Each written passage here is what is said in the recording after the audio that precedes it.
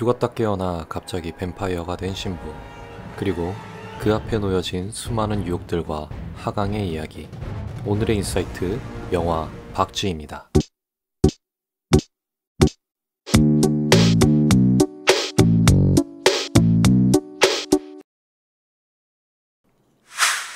안녕하세요, 인사이트 제이입니다. 오늘은 지난 여름 헤어질 결심으로 또 한 번의 걸작을 전해준 거장 박찬욱 감독의 영화 박쥐에 대해서 이야기를 나눠보고자 하는데요. 굉장히 자극적인 소재와 그로테스크한 영화의 분위기 때문에 굉장히 호불호가 갈리는 영화입니다. 개인적으로는 이 영화를 정말 좋아하는데, 이 영화는 단순히 자극적이고 선정적인 그런 영화가 아니라 굉장히 훌륭한 영화적 연출과 아이디어, 또 심도 있는 메시지를 지니고 있는 그런 작품입니다. 박찬욱 감독은 이 어릴 적에 성당을 다녔다고 하는데요. 성당에 가면 성만찬을 하지 않습니까?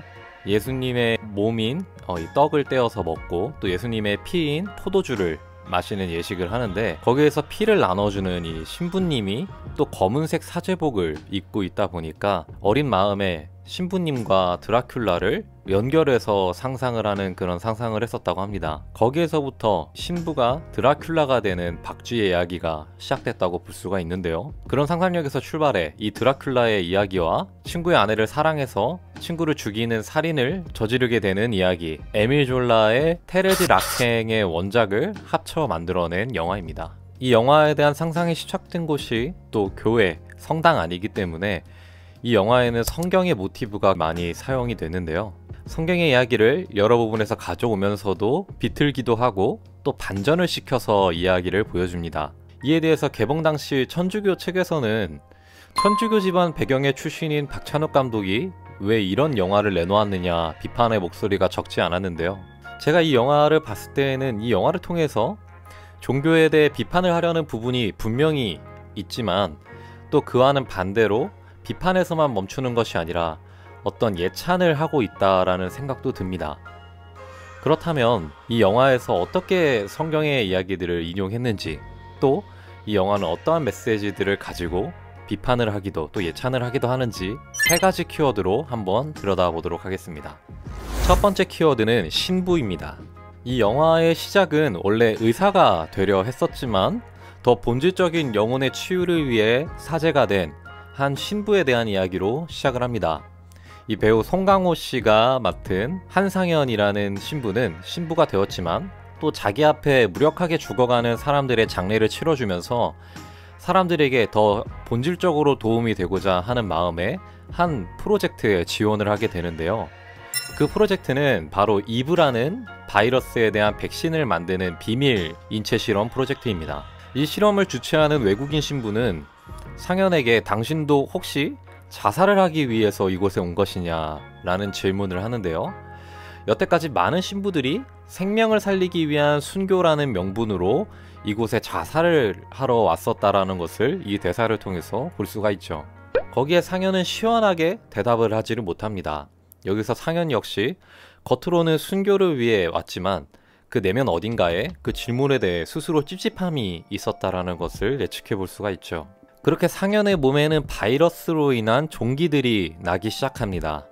여기서 이 바이러스의 이름이 성경에서 처음으로 선악과를 먹고 아담에게 선악과를 건네준 이브라는 점과 성경에서 몸에 종기가 나는 나병을 죄에 대한 은유로 많이 사용한다라는 점에서 이 이브 바이러스에 감염된 상현의 상태를 선악과를 먹어 죄가 그 안에 들어온 아담의 상태로 비유를 할 수가 있겠습니다. 또 아이러니하게도 바이러스로 인해 죽음을 맞게 된 상황에서 자신에게 수혈된 뱀파이어의 피로 이 상현은 다시 살아나게 되는데요. 그러면서 이 모습은 마치 죽었다가 3일 만에 부활한 예수님을 떠올리게 하고, 또 그 얼굴에 붕대를 두르고 있는 모습은 성경에서 예수님이 살려낸 나사로라는 인물을 떠올리게 합니다. 이에 천주교 신자들 중 몇몇은 그를 예수님과 같은 성인으로 떠받들며 숭배를 하게 되죠. 하지만 상현은 오히려 예수님과 반대로 볼 수 있는 뱀파이어라는 이 괴물과 같은 존재라는 것을 우리는 알고 있습니다. 상현은 뱀파이어의 특징 때문에 이때부터는 전에는 갈망하지 않았던 모든 욕구들을 갈망하게 되는데요. 피를 먹지 않으면 다시 병이 도져서 점점 죽어가게 되고, 친구의 아내인 태주를 보며 충동적인 성적 욕구를 느끼게 됩니다. 그러면서 신부로서는 절대 행해서는 안 되는 금기들을 하나씩 깨기 시작하게 되죠. 예수님은 자신의 피 흘림으로 사람들을 죄로부터 살려낸 구원자이지만 상현은 이와는 반대로 사람들의 피를 빼앗아 먹어 생명을 빼앗고 삶을 연명하는 존재인 것입니다. 예수님과 죽었다 부활했고 신비한 능력들을 지녔다라는 특징들은 비슷하지만 그 본질은 정반대인 것이죠. 마치 스파이더맨과 베놈의 관계처럼 겉모습은 비슷한 모습과 특징들을 가지고 있지만 스파이더맨은 큰 힘엔 책임이 따른다는 사명을 따르는 어떤 거룩한 소명의식을 지닌 인물이라면 베놈은 자신의 굶주림을 채우는 게 그 본질인 괴물인 것처럼 마치 히어로 영화의 안티 히어로와 같은 모습을 보입니다. 실제로 해외에서는 이 박쥐에 대해 안티 트와일라이트이다 라고 평을 했다고도 하죠. 또 이 영화의 제목이자 뱀파이어의 흔히 상징으로 여겨지는 이 박쥐는 그 모습이 마치 악마와 같은 모습을 하고 있습니다. 상현이 신부에게 있어 죄로 여겨지는 욕구들을 갈망하게 되었다라는 점, 또 예수님과는 반대로 피를 빼앗음으로 생명을 연장하고 그 모습이 마치 악마를 연상케 하는 박쥐와 같다는 점에서 박쥐가 거꾸로 매달려 생활을 하듯이 예수님의 모습을 거꾸로 뒤집어 놓은 안티 히어로, 안티 성인의 모습으로 이 상현이 나온다라고 볼 수 있죠. 두 번째 키워드는 아담과 이브입니다. 이 영화에서 상현만큼이나 중요한 인물은 바로 김옥빈 씨가 연기한 태주라는 인물입니다. 부모님이 없는 태주는 어릴 적부터 라여사 밑에서 하녀처럼 여겨지며 자라 그 아들인 태주와 자연스레 결혼을 하게 됐는데요. 태주는 마마보이인 남편 강우와 하녀와 주인 같은 결혼 생활을 하면서 굉장히 만족스럽지 못하고 따분한 삶을 살아가고 있었습니다. 그래서 그녀는 매일 이 답답함을 달래기 위해서 밤에 맨발로 달리기를 하는 기행을 보였는데요. 그러던 어느 날 그 앞에 강우의 어릴 적 친구인 상현이 나타나게 되고 상현은 밤에 맨발로 달리기를 하는 태주를 껴안아 들어올려 자신이 신고 있던 신을 벗어 그 신을 신겨줍니다. 이 장면이 이 영화에서 유일하게 로맨틱한 장면이 아닌가 싶은데요. 그 이후에 태주는 이 신발을 잘 보관하고 있다가 상현에게 돌려주며 그를 유혹하고 그가 있는 병원에까지 찾아가서 그 유혹을 계속하게 되죠. 이로부터 상현은 성욕을 참지 못하게 되고 그 선을 넘어가게 되고 맙니다. 마치 이브가 아담에게 선악과를 내어주듯 태주가 건네는 유혹에 상현은 넘어가게 된 것이죠. 그리고 태주는 꾀를 써서 마치 강우가 자신을 학대하고 있는 것처럼 상현을 속이게 되고 상현, 강우와 함께 강가로 나가 낚시를 하게 됩니다. 그리고 그 과정에서 상현으로 하여금 강우를 살인하게 만들죠. 상현은 그렇게 태주로 인해 또 한 번의 금기의 선을 넘어가게 된 것입니다. 그러나 둘은 그날 이후로 강우에 대한 죄책감을 떨쳐내지 못합니다. 그 둘은 밤낮으로 강우의 환상을 보게 되고 강우의 죽음의 충격으로 인해 몸을 움직이지 못하게 된 이 라여사 앞에서 결국에는 그 사실을 실토하며 용서를 구하게 되죠. 그러던 과정에서 태주와 상현은 서로를 탓하게 되고 태주가 상현을 속였다라는 것 또한 이때 알게 됩니다. 라여사에게 용서를 구하며 그 앞에서 서로 탓하며 싸우는 장면은 마치 하나님 앞에서 선악과를 먹은 책임에 대해 서로에게 책임을 돌리는 아담과 하와의 모습을 떠올리게 하죠. 그 다툼의 과정에서 상현은 분노를 참지 못하고 태주를 죽이게 됩니다. 상현은 태주의 죽음에 당황해하며 급하게 자신의 피를 태주에게 먹여 그녀를 살려내고 마는데요. 여기서 태주는 상현의 피를 빨아먹고 상현은 태주의 피를 빨아먹는 장면이 연출이 됩니다. 이 극도로 그로테스크한 장면이 영화 전반에서 피에 대한 이 식욕과 성욕을 동일시해서 표현하고 있다라는 어떤 그런 연장선상에 있어서 인간의 끊임없는 욕구에 대한 갈증을 정말 잘 표현해낸 장면이라는 생각이 듭니다. 상현은 마침내 그 누구도 자신과 같은 뱀파이어, 괴물로 만들지 않겠다라는 그 마지막 금기까지 허물어버리며 둘은 타락의 길을 걸은 아담과 하와처럼 그 욕망에 대한 갈증이 폭발하며 한 쌍의 뱀파이어 부부가 되고 만 것이죠. 세 번째 키워드는 하강과 상승입니다. 같은 뱀파이어가 된 상현과 태주, 하지만 그 둘 사이에도 여전히 차이가 존재했습니다. 상현은 자신의 욕구를 끊임없이 억누르려 노력하며 사람을 죽이지 않고 피를 구하는 방법을 계속 찾아내지만 태주는 인간일 때부터 욕구에 충실했던 인물이었듯이 뱀파이어가 돼서도 이 인간을 사냥해서 피를 먹는 것을 그 자체의 쾌락을 즐겨하죠. 그런 태주의 폭주를 상현은 점점 감당하기 힘들어합니다. 그러던 어느 날 원래 마작을 같이 즐기던 마작 모임의 사람들이 이 둘의 집에 찾아오게 되는데요. 그러다 몸을 못 움직이고 말을 못하는 라여사가 이 마작을 이용한 어떠한 재치를 통해서 또 눈짓을 통해서 이 둘이 강호를 죽인 범인임을 밝혀내게 됩니다. 그들의 범행을 더 이상 숨길 수 없는 상황이 되자 태주는 마작 멤버들을 사냥하기 시작하게 되죠. 이때 뱀파이어라서 해를 못 보는 이 둘이 집을 햇빛 대신에 새하얗게 칠을 해두었는데요. 여기에 피가 튀기며 붉은 피가 더욱 선명하게 보이게 되고 그 잔혹성이 더 강조되게 됩니다. 이 마작 멤버들을 태주가 잡아먹고 상현은 이블린이라고 하는 외국인 여성의 피를 빨아먹는 척 연기를 하며 태주로부터 그녀를 지켜주게 됩니다. 여기서부터 상현의 변화와 상승이 시작되게 되는데요.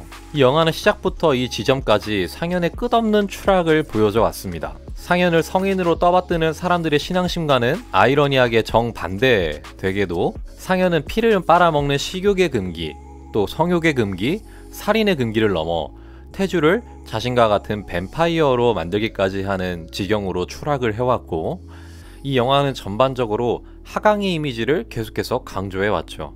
상현이 태주를 안고 건물을 뛰어내려가는 그 장면이 있는데 그 장면이 그들의 억눌러왔던 욕구가 표출되듯이 표현이 되며 하락과 추락은 정말 재미있고 즐거운 쾌락의 이미지를 보여주게 되죠.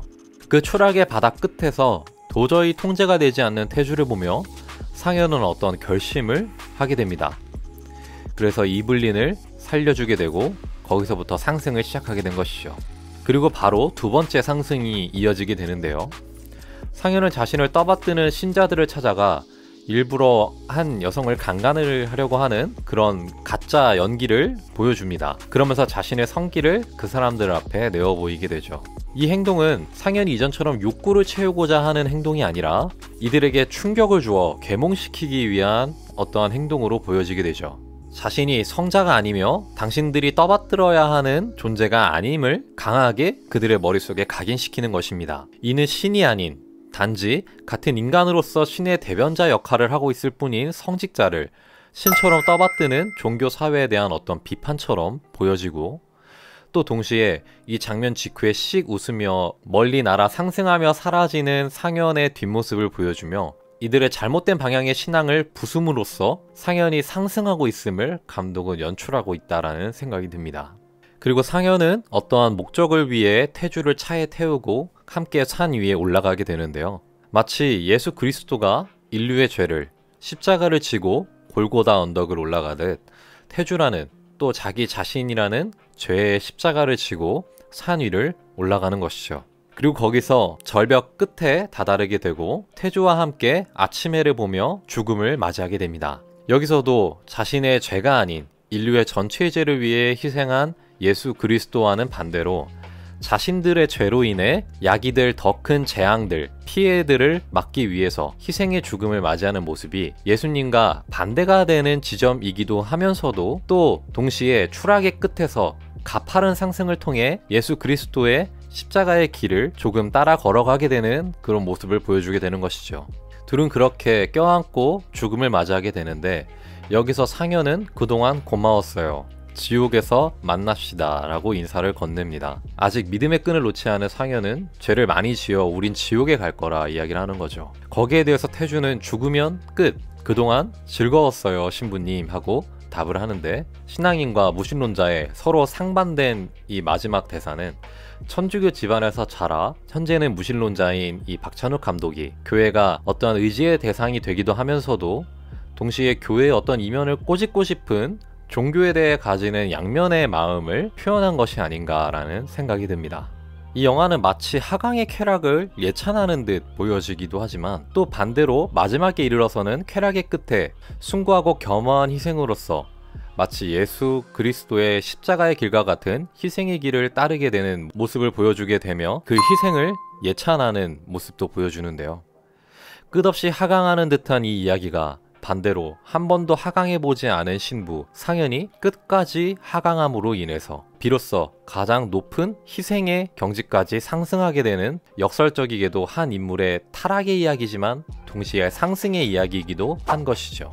네, 여기까지 영화 박쥐에 대한 분석을 다뤄봤습니다. 완전한 존재가 아닌 지극히 인간적이고 심지어 도덕적 결함까지 있어 보이는 인물의 숭고한 희생을 선택하는 모티브는 이 최근 영화인 헤어질 결심에서도 우리가 찾아볼 수가 있는데요. 개봉한 지 오래됐고 상영을 내리기도 해서 언급을 했는데 스포일러가 됐다면 죄송합니다. 또 여러분들은 이 영화 박쥐를 어떻게 보셨는지 여러분들의 느낀 점, 생각과 인사이트를 댓글로 남겨주시면 감사하겠고요. 또 영상이 유익하셨다면 구독, 좋아요, 알림 설정까지 눌러주시면 보다 유익한 컨텐츠를 제공하기 위해 최선을 다하겠습니다. 지금까지 인사이트 J였습니다.